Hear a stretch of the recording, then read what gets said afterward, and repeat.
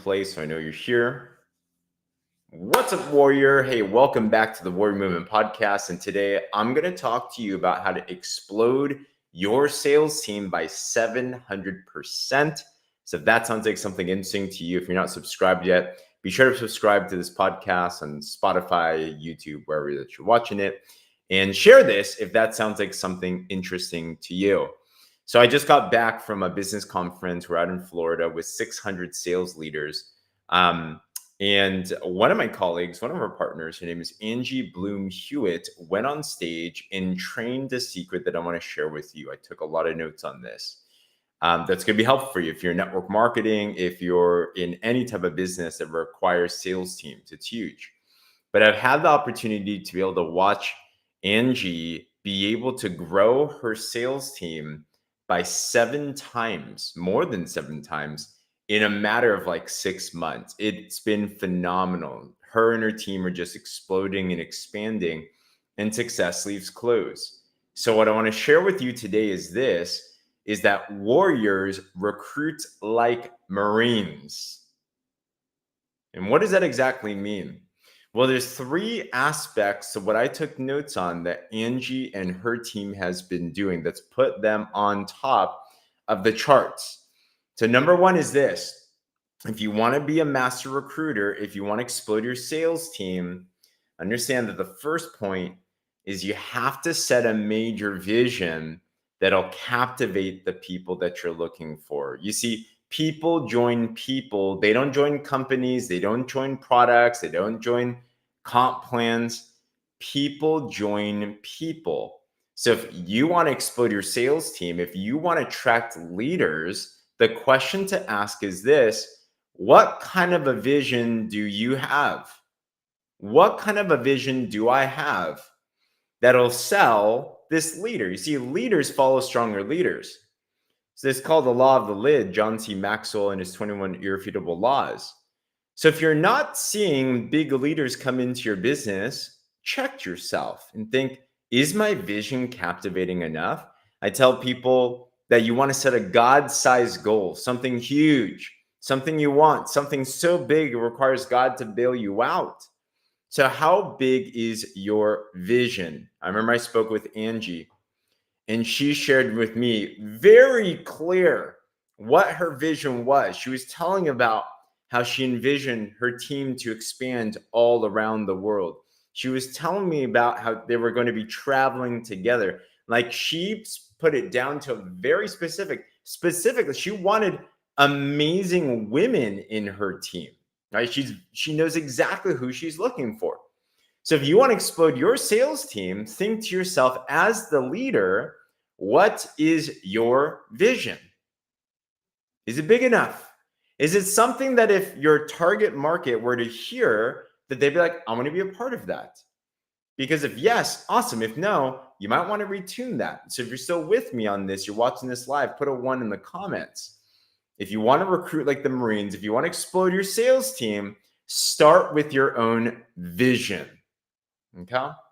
Number 2 is, once you have the vision, be very specific to target generals when you're recruiting.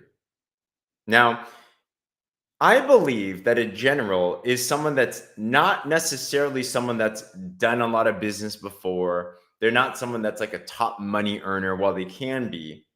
A general, it has a specific type of personality. They have a specific type of attitude about things. What's a leader, right? We all want more leaders in any organization that we build. A leader can be boiled down to 3 characteristics. Angie does this very well. She's very specific on who she's looking for. She's looking for willing, coachable, hungry people.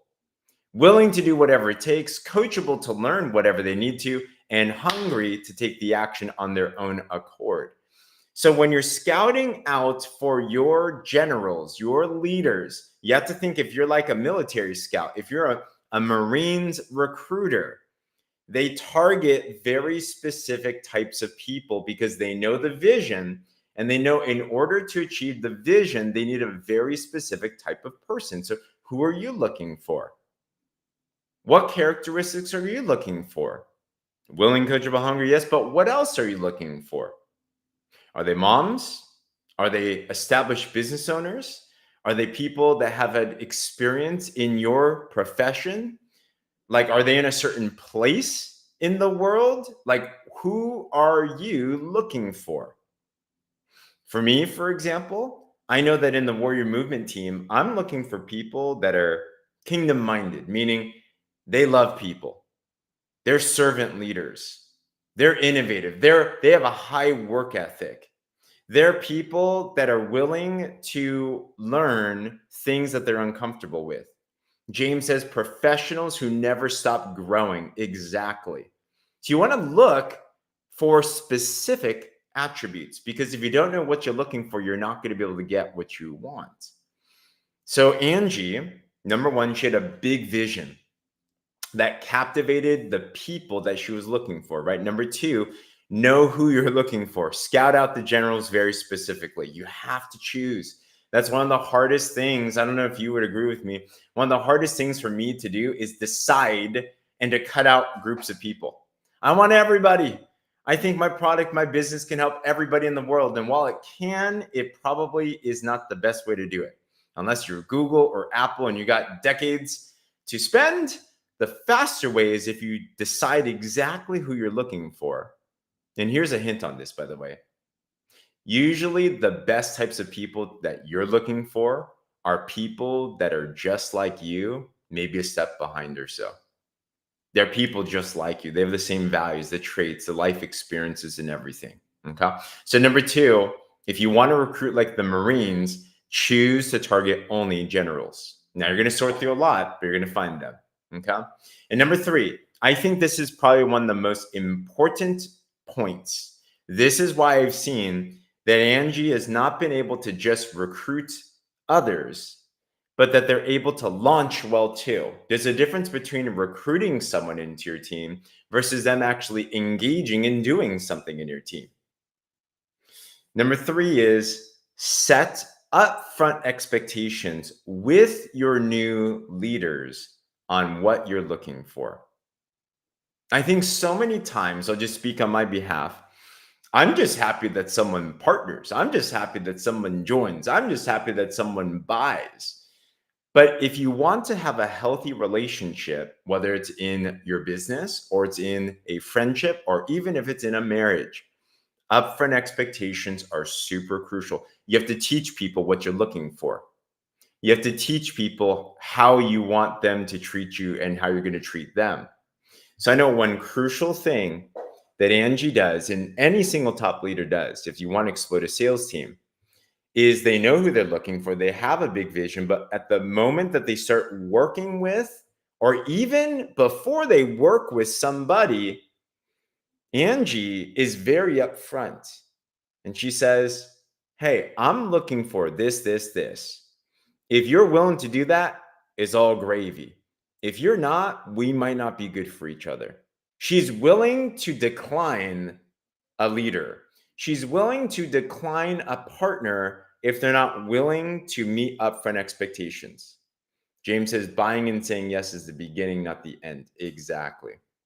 This is big. This is posture. This is like if you think back in the high school days, I don't know if you were this person, but I definitely was not.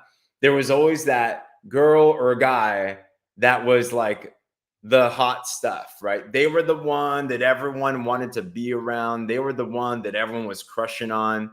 And you know why? They more than likely had a posture that they knew that they did not need you.